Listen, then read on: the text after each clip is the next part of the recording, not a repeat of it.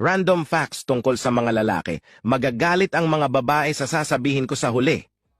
Kinikilig ang mga lalaki kapag sinasabihan sila ng magagandang salita.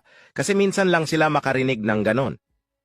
Kapag sinabihan ka ng lalaki na maganda ka, totoo yon. Maniwala ka sa akin. Nagseselos ang mga lalaki kapag may ibang nagpapatawa sa'yo bukod sa kanya. Kapag iniyakan ka ng lalaki, mahal na mahal ka niyan. Huwag ka na mag-explain. Mahal ka niyan. Karamihan sa mga seryosong lalaki ay ayaw mag-aksaya ng oras sa inyong mga babae. Focus lang sa goal. Nagtitipid ang mga lalaki para lang may pang-date sa inyong mga babae.